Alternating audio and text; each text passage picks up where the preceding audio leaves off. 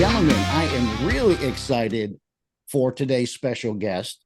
Well, you know him, he's a very good friend of mine, happens to be the host of the Captain's Log TV show right there on Waypoint TV, and also the host of the Captain's Log radio show right here on the Outdoor Radio Network. My good friend, Captain Jonathan Moss. How you doing, Cap? Hey, buddy. How are you, my friend? Good to see you. Good to be here with you. I'm doing great. Thank you so much for joining me. I know that you actually had, well, I think you were getting ready to shoot another episode, but we've got that crazy cold front coming through, huh? Did a number on you.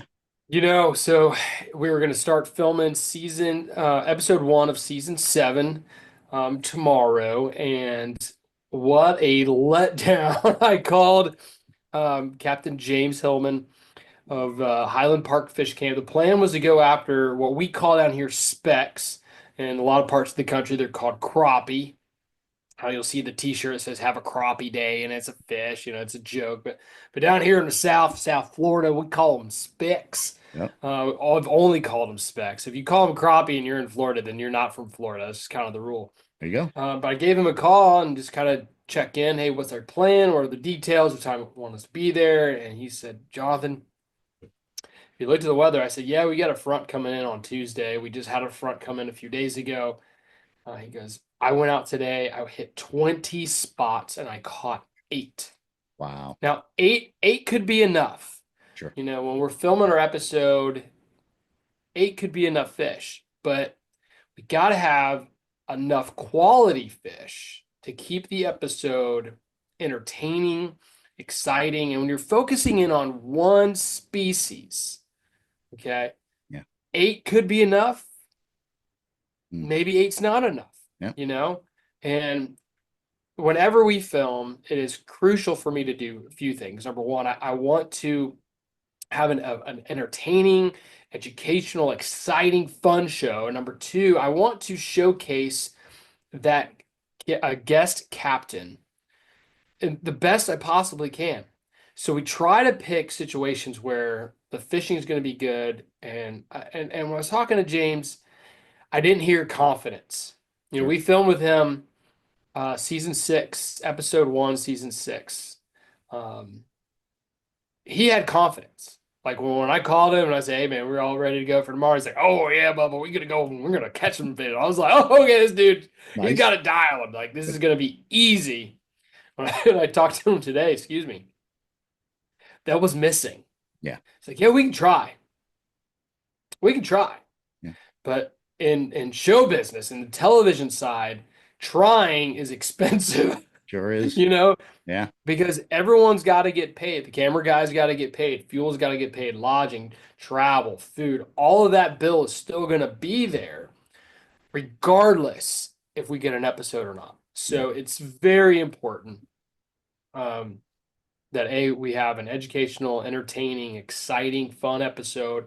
We showcase the guest captain well, and all that happens by putting fish in the boat. I tell you, it is the hardest game of Tetris I've ever played. I love Tetris. When I was a kid, I had a Game Boy. I didn't play it often. Usually it was like on a road trip. I'd go to Big Lots and buy the cheap Chinese batteries. I'd get like a 24 pack and they wouldn't last. Yep. I'd use that between the Game Boy and the Walkman. Dude, I'm dating myself. I know. Oh my gosh. Right? Okay. I had one game on that Game Boy and that was Tetris. I loved playing that game. This is harder because you have to line up my guide service schedule, the captain we're fishing with, his schedule, the camera crew, and I've got 4 guys on my team. And then we have to have good weather, and the fish have to cooperate. Right. So when as a guide, we have to have the fish I say it all. So you heard me say it before. 3 things have to happen if we're going to catch fish. Yep. Okay. I got to take it to the fish. You got to make the cast, and the fish got to eat it. That's right. But when you're filming, you got all of that, plus the weather, plus the scheduling, plus the camera crew, plus the camera boat. Right. And a camera boat operator who's not used to doing it. There's so many variables, man. So when the confidence was gone, when I talked to James, I called my crew and I was like, hey, he thinks we should we should wait and do something different. We had something special planned. That's a fish we haven't showcased on the show. The plan was to go out, wreck them, and then come back, fillet them up with their Danko Lunar Series knives, showcase the knives, and then do a big fish fry. Old school, awesome. old Florida fish camp, Sure. and do a fish fry. Have the family there, and so back to the drawing board. You know, we're running out of time quickly. We've got 4 months till the show launches, the season launches, but in my mind, that's not a lot of time. Yeah, definitely. Well, and I did see, and I think you're going to have something like a 30-degree drop in temperature from now to the time we're talking to the time that you were looking to shoot. I mean, that's significant. Yeah, you know, the shoot was supposed to be tomorrow. Tomorrow's actually going to be warmer than today, but the front shows up tomorrow, the middle of the day. Okay. So when I pulled up my weather app, not only do you start going from full sun to now overcast, but super high winds. And then tomorrow or the next morning, it was going to be 38 degrees in Orlando, where we were fishing is an hour north of Orlando. So it'll be a little chillier there, probably 36, 37 degrees. That's a big significant drop in temperature really fast. And as we're talking through it, these fronts, when you're fishing a front, when weather's coming in, typically a few days before the front is your best fishing, or the day before the front is your best fishing, because these fish feel that pressure change, and that can turn on the bite. They feel something's coming, so they go and they feed really hard. So when he talked to me today and said, "Hey, fishing was tough today," I'm thinking, man, we're 24 hours out from the front. That should have been go time. That should have been go time. Yeah. You know, and that should carry in till tomorrow. Tomorrow it could have been a banger. It could have been phenomenal. But because it wasn't good today, I was just like, man, I don't know. And we're sitting, in between two fronts. One was here a few days ago. Now we got another one showing up. It's like, these fish are freaking out. They still got to eat. The fish got to eat. But it goes back to 8 fish. That could be incredible, or that could be really, really tough. Sure. You know? And well, I know that you certainly take pride in putting your episodes out, and you want to make sure that everything that you put forth, like you said, you've got all that information packed in there. That's okay. That's okay to punt, right, for a little bit, because I know that when this comes out, it'll be a banger for sure.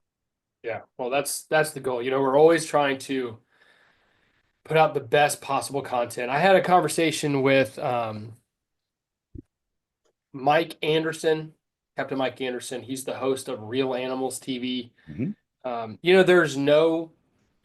can't go to a bookstore and purchase a book, a how-to guide to have a successful outdoor television show program. There's no how-to. Okay.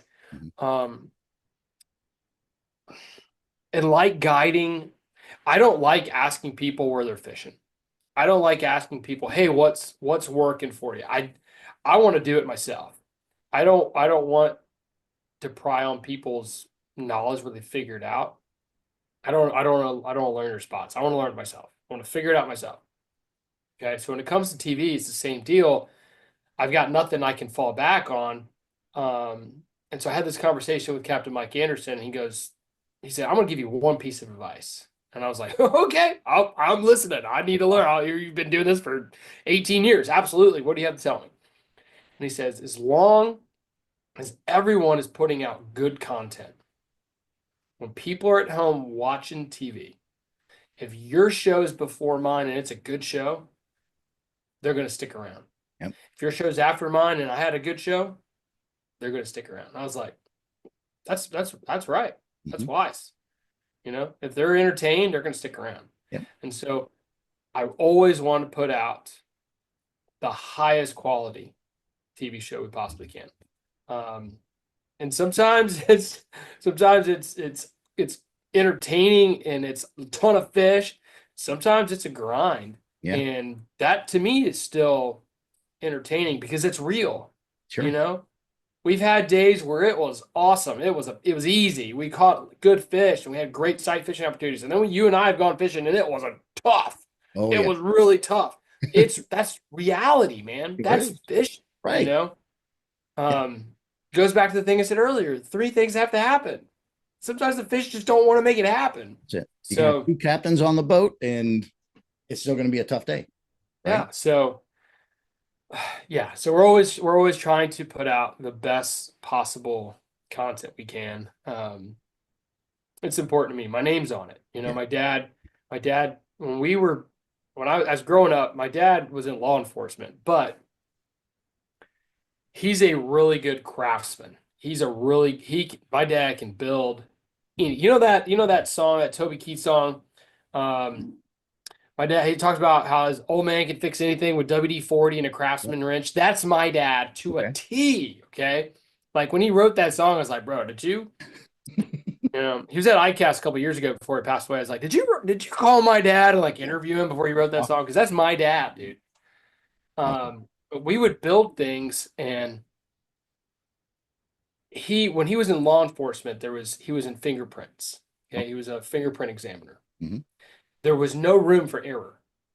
Okay, because you are testifying on the stand. You're an expert witness. This person is going to go to jail or not going to go to jail because of your testimony. You are proving that this is the person who committed this crime. So there was no room for error. Okay, and he would say, "My name's on it. I'm going to do it right." This piece of furniture behind me, my dad built that for me when I was a baby. That was right?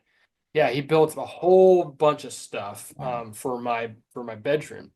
And as we would grow up and I was working with him and building things, I'd want to speed up. Dude, this take forever. Like we can get this done faster. You're right, but our name is on it. Yeah. Your name is this. You're creating this. Yep. Your name is a part of it. And so I feel the same way with the show. Yeah. You know, the guys who film and edit my show, they say I'm the only one of the people that they film for that has to approve the show. Oh. The other guys say, whatever you come up with, man, that's fine. And that's great, dude. You can do it however you want. Right. But I want to watch the show. I want to approve of it. And we've been doing this for so long now. Jack knows what I want. Mm-hmm. He knows my standard, if you will. Every once in a while I'll see something, I'm like, I don't like that angle. I don't like that clip. I don't like that sound bite. Can we cut this? Can we do this? Sometimes we can, sometimes we can't, just because we don't have the shot. You know, when you're in college or you're in high school and you're writing papers, they always tell you, I'll have someone proofread it. Mm-hmm. I feel like that's proofreading. Yeah. Well, and, you know? and like you said, that bottom line is your name's on it. And I know, and we talked about it on your boat, actually, the amount of effort that your whole team puts into it. Your show's absolutely terrific. And I've jumped onto the show in the beginning, you know that. And actually, we've got some good news. And that's one of the reasons I reached out to you for today's episode. I heard this past week, and we're going to get into this in a second, but this past week on your radio show, the Captain's Log Radio over there on Auto Radio Network, you let a little something out. And I thought, So I reached out to you and I says, Cap, I want to, maybe get the scoop here, because we're good buddies and all. And I thought, hey, maybe you'd say yes. And you did. Thank you. So we're going to talk about that in a moment, but I kind of want to tie this in because the news for the show is absolutely terrific. And everybody that listens to my show, they know that we have our watch party for Waypoint TV every Saturday. And they know that your television show there is indeed an award-winning television show over there on Waypoint TV. And you've got some great news that we're going to be breaking here in a moment, but to go back, I believe you've done 6 seasons in 4 years, if I'm not mistaken. Yep. To go back to that very first episode and to think that all of this almost really didn't happen. It was a heck of a day. Um, Tell us a little bit about that day for your very first episode. And you want to talk about Oh, needing to be flexible and putting those Tetris pieces together. Are you kidding me? Go tell us about that. well, I had a newborn, he who just turned 5, couple weeks ago, not even a week ago. Yeah. And so I think he was like a month old at the time we were filming this. And I got up early, I drove to Wawa, and I went inside and I ordered subs for everybody. And then I went out and I went to buy gas, and my credit card didn't work. And it's like 4 in the morning, and someone had taken my credit card number, and my credit card company had canceled my card. It happened overnight, and I didn't see the emails. I didn't have like, what's going on? My card doesn't work. And I only had the one card with me. I carry in the back of my phone. I got one of these little chums, has a little Yeah. card holder. So I got my ID and one credit card in. That's it. And I never carry cash. So I'm like, crap, I need gas. Oh I no. need food. My wife's asleep. She was up half the night with the baby. I can't call her. So I didn't want to leave because I'd ordered food. I didn't want to just bail. Um, so I texted my dad because he gets up early. I was like, bro, you up? He's like, yeah, it's 4 in the morning. What are you doing? I'm like, I need you to come down to the gas station and hook me up with a credit card. Bring me some cash. Bring me whatever you got. I need some money.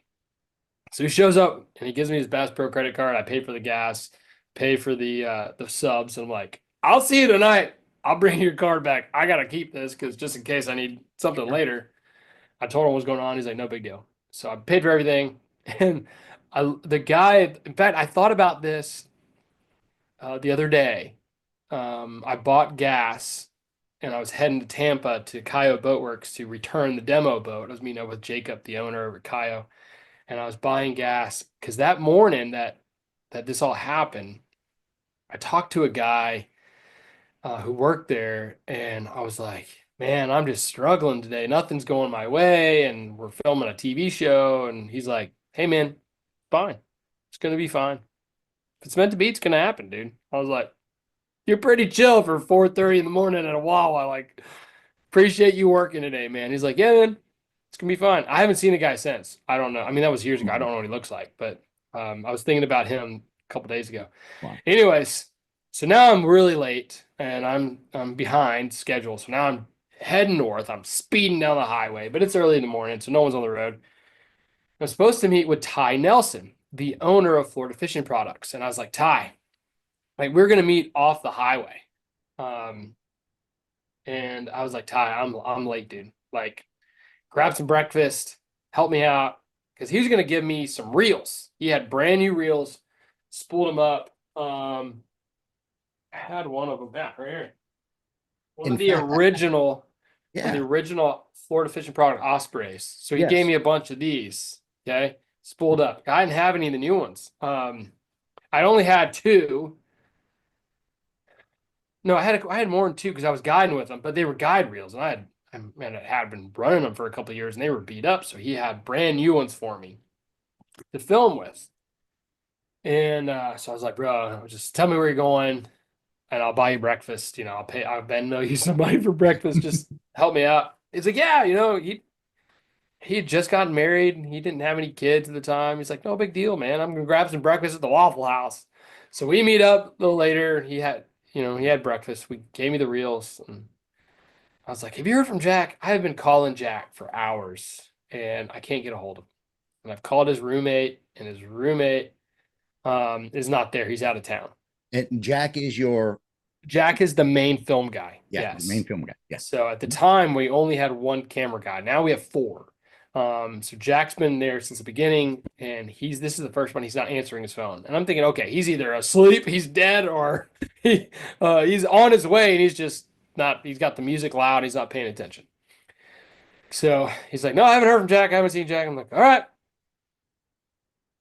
God, I'm just gonna, this whole time I'm praying, Jesus, what are we doing? Like, I don't want to waste time. I'm a big proponent of not wasting time and not wasting money. And if we're gonna do any of those things, like, it's not worth doing. And I'm like, so what are we doing here, man? Like, I'm trusting you. Like, I feel like you're leading me down this road. Yet everything's falling apart this morning. And I was like, whatever. So I haven't heard from Jack. I'm following the directions. I'm almost to the boat ramp. I have no idea where I'm going. I'm using my Google Maps on my phone. Because I've never been to this boat ramp before. Never been in this part of Florida before. I mean, in this particular town. It was Yankee Town. Fishing with Captain Adam Whitson, good friend of mine. And I had my I had my skiff in tow. We were using my boat. And I was like, well, I don't know where we're going. The boat ramps around me, there's no bathrooms. And if there is a bathroom, usually early in the morning it's locked. So I was like, I better stop at a gas station, make sure everything's good to go. So nothing, don't have to stop later. So I stopped at this gas station. I went to the bathroom. And I'm praying, like, God, what are we doing? Like, I need you to be really clear. Like, I haven't heard from Jack yet. Everything's falling apart today. Like, I've had solutions. I don't want to be like uber dramatic. Like, Ty was cool and he met me. My dad came and helped me. Everything worked out, but not how I had planned or intended, Um, it's like when you're dating a girl and you're really excited. Well, you're not dating her yet. You want to ask her out and you're really excited. You play all these scenarios in your head. Well, all the things I had played out in my head were not happening. It was all falling apart. It was all wrong. Like, what the heck, man? So, anyways, I get back in my truck. I'm working my way to the ramp and I'm praying, like, Jesus, what are we doing? What are we doing? And then my phone directions go off. And it says, hang a right on Follow Your Dreams Parkway. And I was like, whoa, back that up. Come What on. did you just say? And the name of the road, no kidding, was Follow Your Dreams Boulevard or Parkway. I don't remember that part, but Follow Your Dreams. Wow. And I was like, huh. Mhm. Like, I'm going to take this as a sign. Like, follow your dreams, baby. Here we do. We're doing this. And I got to the boat ramp and Adam was there. He's like, cool, man. Where's your camera guy? I was like, I don't know. He's out there. So it's like, let's just go fishing. I mean, at this point, whatever happens, happens. If he doesn't show up, you and I are going to go fishing, have fun. If he shows up, we'll make an episode. So off we went. I mean, we're going in my boat, my gas. Who cares? So we got on the water. There was a tournament that morning that neither of us knew about. Yeah. Okay. Airboat tournament. Airboats flying around, buzzing everywhere. We caught nothing. Mhm. It was colder than we expected. The weather report was wrong. And it was a tournament. And we had no camera boat. But it didn't matter. Or no camera person. Because it didn't matter because we didn't catch any fish. And then Jack calls me. And he's like, Jonathan, I'm so sorry. I'm so sorry. I'm so sorry. I was like, yeah, where are you? He's like, I just woke up. I'm in Gainesville. I was like, you're still at home. Well, you're 2 hours from me. Wow. He's like, I'll be there quick. And so I was like, bring a jacket because it's freezing out here. So he shows up a couple hours later. And again, we just kept fishing and we caught nothing. And as soon as he gets there, we picked him up. The tournament was ending. Off we went and we started catching fish. Come on. We found fish, we caught fish, and all the boats were gone. And it was crazy. So it's one of those, God is just like, yo, bro, you trust me? You trust me? And I'm like, oh, I'm trying, man. I'm freaking trying. But all these things are falling apart. And then, hey, I got this. There's a Bible verse where it says, I do all things for the good of those who love me. Okay. I work out things for the good of those. I'm butchering that. But the point is, when you put your faith and your trust in God, doesn't mean life's going to be perfect or easy, but you put your faith and your trust in God and he's going to work through it. Yep. Okay. And that's something I need to remind myself of on the daily. Because, like the other day, yesterday. I had a charter yesterday. Everything was against me. The clients, great people, zero experience. Okay. And the type of fishing that we're doing is not easy. Mhm. artificial sight fishing, redfish and trout with a cold front. It was Right. 53-degree water temp. It was blowing 15, gust of 25. I had one spot that I could go to. Mm. I had a second spot as a backup. And they wanted to start at 9 o'clock. Normally I would have started. Now, granted, it was cold, so I was okay with that. But normally I would start first thing in the morning so I can get to the spot first. And I can tell people, this is me. This is my spot. Like Yep. I'm here first. And when I got there was 2 boats in my spot. Mm. Now there was some distance. So I was able to fish my spot, but 2 boats were already there and already fishing. Sure. Yeah. And we went 4 hours without a bite. And I was like, God, I'm gonna trust you. I gotta find some fish. So I went to my backup spot, which I hadn't fished. It goes back to the importance of having, oh man, you ready for this? Ready for this? I see it. Importance of having a captain's log. 100%. Yep.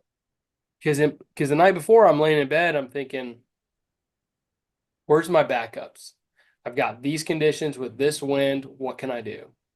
And I didn't need to pull out my captain's log because because of the wind, there are so few places of that particular direction. A strong northeast wind. There's very few places you can hide.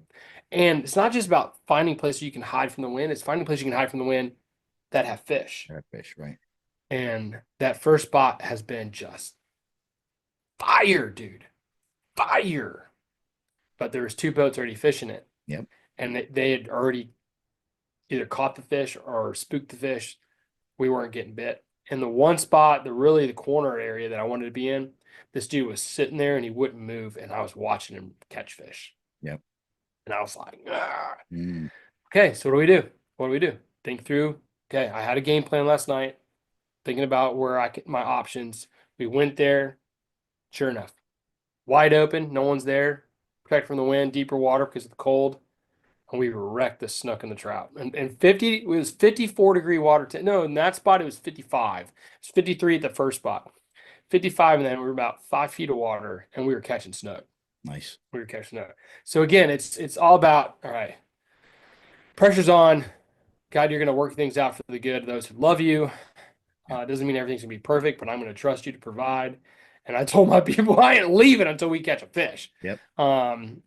And sometimes you got to grind, man. That's the name of the game. Yeah. But at the end of the day with the show, that episode was we learned a lot. We grew a lot. Jack has done that one more time. He overslept and he actually didn't make it to that episode. But because we have a team of guys now who I value and trust and respect and know that they can get the job done.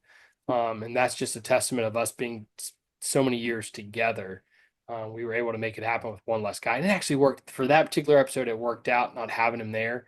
Because an offshore episode, it would have been 3 camera guys plus 2 guys fishing on a 26-foot boat. It would have been crowded. Mm-hmm. And my guys stepped up and they took charge and they crushed it. They did a really good job on that episode.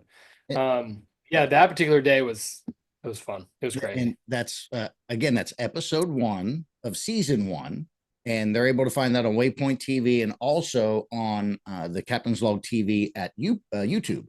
They can get there as well.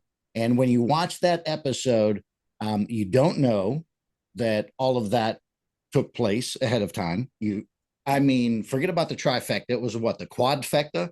So your credit card gets hacked, right? That's terrible. Then you're late to meet your new sponsor, right? Florida Fishing Products, Ty over there. Thank goodness for Ty. What a nice guy. So you're late for that. Your camera guy doesn't show up. And then finally, when you get on the water, you catch no fish. All of that working against you. But I could probably hear that in your mind, right? Turn on Follow Your Dreams Boulevard. I mean, come on, how cool is that? When I first heard that story, I got chills, and I know you, and I know that was huge for you. You were probably fist pumping in your Suburban. Yeah, yeah. I'm trying. It brings me to tears, man. Yeah, It's having having all these things happen. Hmm. Um, people ask me, how do you do this? Where did this come from? It's like something I've wanted to do. My dad used to joke when we'd be on the water, and he'd be like, "Hey, we gotta go," and I'm like, "No, no, we're gonna go." Oh, there he is again. One more cast with Shaw Grisby's the show, but he go one more cast with Jonathan Moss. It's something we've talked about, man, for years, but never thought it'd be a reality. I never thought about fishing as a job. Um, I was just something I've always loved to do, something I still love to do, and now seeing my kids falling in love with it and wanting to do it, and that's magic, man. Praise God. Like that's everything you'd want, you know? Amen. So here we are. Here we are. And 4.5 years later, 60 episodes, yeah, 6 seasons. We're about to launch season 7, excuse me, in April. yes. Um, This is the big news. this is the big news. So this brings us all together, right? This goes from yes. almost not happening to God bless. Here we Now, are. yeah, so now for season 7, we're going to be launching the Captain's Log on the Discovery Channel, Yeah. which is awesome. National TV, national exposure, and we get national exposure from Waypoint. But having the name Discovery Channel associated with your show is just very just humbling and exciting and crazy to me, Yeah. I was in the meeting with Discovery Channel people, and they pulled up the show on YouTube on their computer. And the guy, I'm talking to him, and he asked me a question. We're talking, and he's looking at me, and he's looking at the computer. He's looking at me, he's looking at the computer, and then he stops looking at me, and he's just focused. I was like, I guess you like the show, man. I was like, hey, hold on, I want to watch you catch this fish. And so that was a cool meeting, and then from there they submit the show to the next people up the ladder, and it has to be approved, and the national director of programming for the Discovery Channel has to approve it, and they watched my show and were like, yeah, he passes. I was like, that's just freaking crazy. That's nuts. That's nuts, man. So we're excited about this. We're not leaving Waypoint, and that was very important to me. I'm very blessed to be part of the Waypoint family, and that was huge. I did not want to walk away from Waypoint. So I had a meeting with them. We've got a contract already signed for this new year as well. So you'll be able to watch the show on Discovery Channel, the Discovery Plus app, as well as Discovery Go, that app as well. So if you have Discovery Channel through a cable subscription here in Florida at Spectrum, wherever you are listening, whatever that is, you're paying someone, you have Discovery Channel, you'll have a login. You can log into Discovery Go and watch it on your phone wherever you want. If you don't have cable and you want to purchase the Discovery Channel, you can get Discovery Plus. So it'll be on national TV, on cable, starting in April for 10 weeks, a whole season. And then once we're done airing, it'll be available for a year on Discovery Go and Discovery Plus. And then as well as the whole time we're going to be launching on Waypoint, 5 airings a week on Waypoint TV on their linear channel, their regular channel, as well as 24/7, 365 access on the Waypoint TV app. And Waypoint TV is free. So it's a great app, tons of great shows, hunting and fishing, not just Florida based, not just one style fishing. They have offshore, inshore, freshwater, crappie, or if you're from Florida, specks, all kinds of hunting shows, deer, turkey, whatever you're into. If it's for the outdoors, they have it. It's kind of like the Outdoor Radio Network, but for TV. But for TV. So absolutely, sure is. And congratulations, Cap. That really is a big deal. I'm super impressed. I know that, I don't know. I feel, because of our friendship, I think for me, it's extra special. You have an award-winning television show on Waypoint TV, and that's kind of cool. But now to have that, to get the outreach of the Discovery Channel is big for the industry. It really is, and big for your estuary and all of the conservation things that you do out there for your area. Will the Discovery Channel episodes be the same as the Waypoint episodes, or will you have, so you're going to have season 7 will be out on both, correct? Yes and no. Okay. They will be the same. The difference is, I shouldn't tell you this.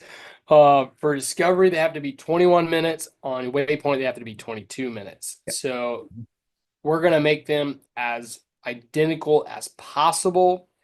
There's going to be a little extra for one. And that might be where for a while, we did a blooper on every episode in the credits. Yep. So that might come back for the Waypoint side to make up some extra time.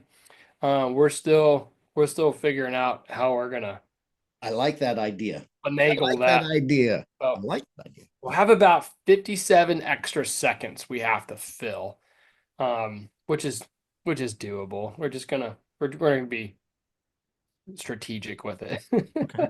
Now, let me ask you: do you happen to have a day? Do you know? Will it be a traditional Saturday episode? Do you know when they're going to be launching? Yeah, it's going to be on Saturday mornings. We're going to kick off the outdoor content on Saturday mornings. Yep. Great. Okay. So they're still getting back to me on the specific time. It's going to start April 19th, if I'm not mistaken. But we're still finalizing all those details. But if I'm not mistaken, we're kicking off the outdoor content on Saturday mornings. Awesome. So once again, for all of our listeners, Captain Jonathan Moss breaks the news right here on The Hook with Captain Bob that he will be going to Discovery Channel this spring. Congratulations, Cap. Going to be kicking off our episodes on Saturdays. That's a very exciting thing. But I want to talk to you about something else. Okay. Over your left shoulder, I believe it's your left shoulder, that's it right there. I have not seen it yet. That is absolutely gorgeous. Tell us a little bit about what you have hanging on that wall. Wow, that's phenomenal. Oh, look at how shiny that is. Wow. Man, so a few things. That is a 40 1/4 inch snook from New Wave Taxidermy. It's a release mount, so it's made out of fiberglass and it's hand painted. It looks, when I was driving home, I thought if I get pulled over, I'm going to get arrested because a slot snook is 28 to 32 inches and that's 40 inches and it looks real. It looks like it just came out of the water. Wow. Now I know that's further away from the camera, but I brought my dad over to see it. Brought both my parents over to see it. My dad saw it. He's like, whoa, that looks pretty good. Amazing. That looks so real. And, when I was a kid, we went on vacation. Our first time down to Sanibel Island. We're on the Fort Myers beach side, right at the causeway. My uncle worked at the Sanibel Island Harbor Resort and Spa. That was the name of this place. It was fancy.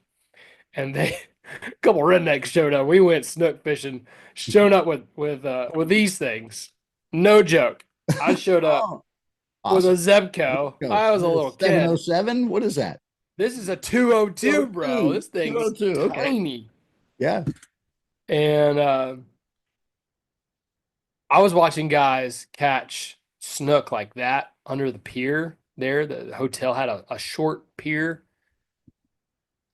Oh my goodness, that got me started with snook. My dad had a big spinning reel and we broke off so many times and we never landed one. So the next year I was like, I saved all my money. I was mowing lawns and I was doing anything I could. Show up when you're a little kid and you show up on someone's front door and you smile and you're polite and got a lawnmower behind you.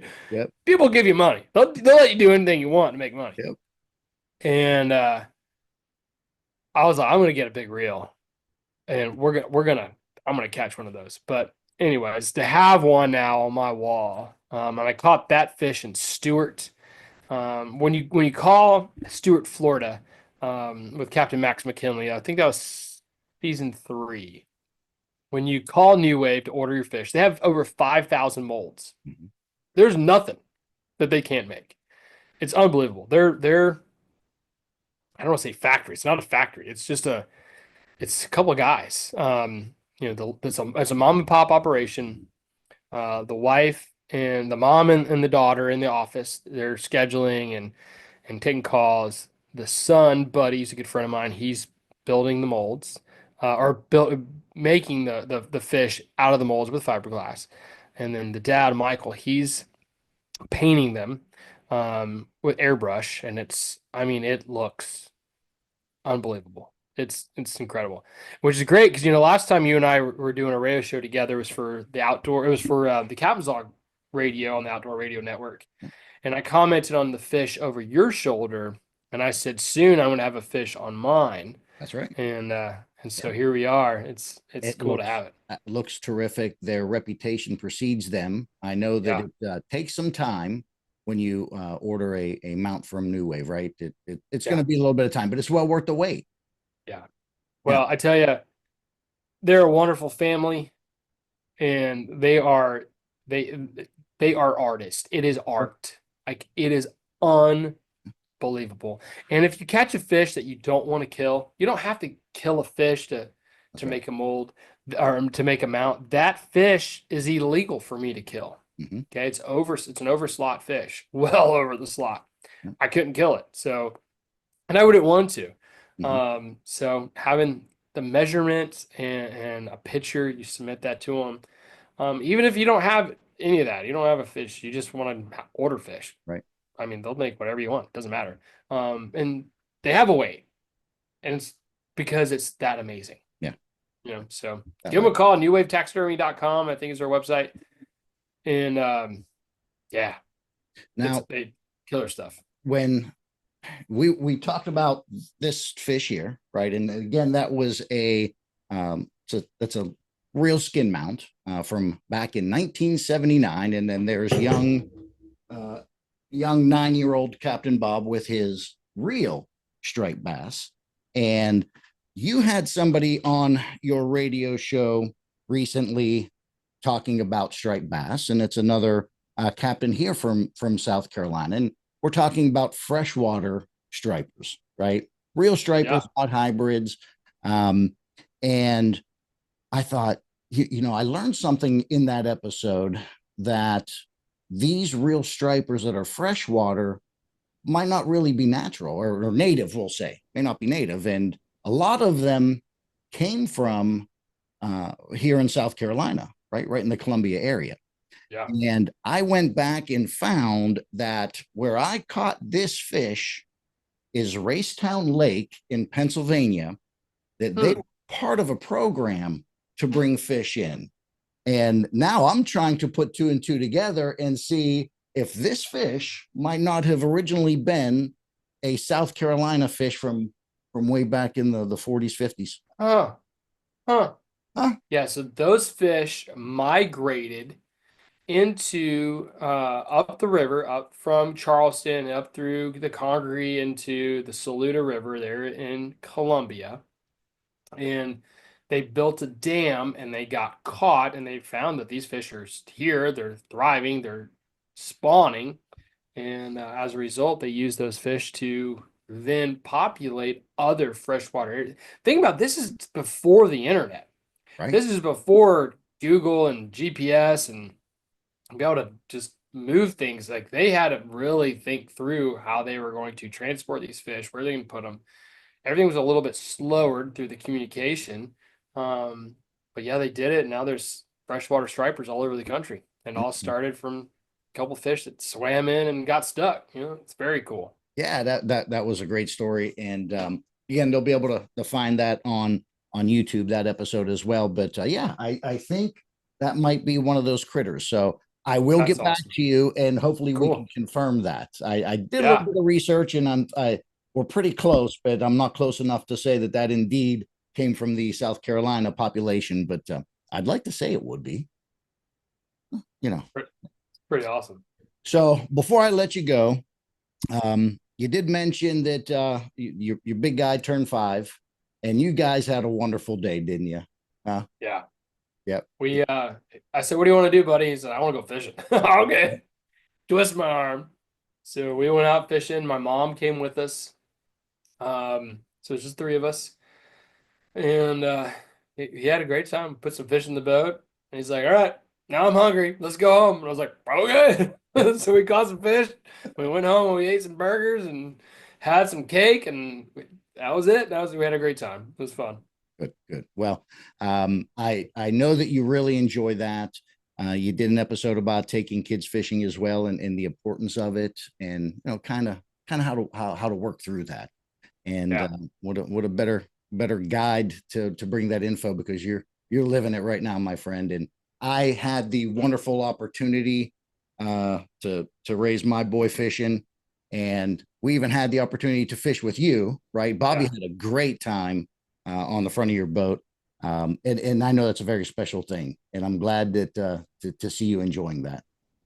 Awesome. Yeah, we're my wife and I were talking today about what it would look like to have him on the show for this season.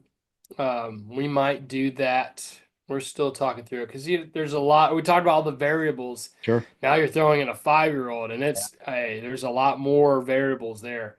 So we kind of got a little storyline, a little option we're talking through, and I think he would love that. Of course, I'd take him bass fishing because that's his favorite. So we'll see. We're still talking through that. Yeah, awesome. Well, Cap, I certainly appreciate you taking the time to join us here again. Thank you for having me on your radio show just a few weeks back. Of course. Of course. Look forward to doing some more collaborations with you. Congratulations on getting on the Discovery Channel. Certainly looking forward to season 7 coming up. Again, that's going to happen in April. Be able to catch that on Discovery Channel and Waypoint TV as well. And then, of course, the Captain's Log Radio every Monday at 11 o'clock. Well, in fact, it happens to be right after my show. So I get to open for the Captain's Log. How cool is that? We got a special show today talking about offshore fishing out of Jacksonville. So stick around. It's going to be a good one. There you go. Stick around. Coming up next is going to be an offshore episode. Awesome. Captain Jonathan Moss, thank you again, my friend. Appreciate it.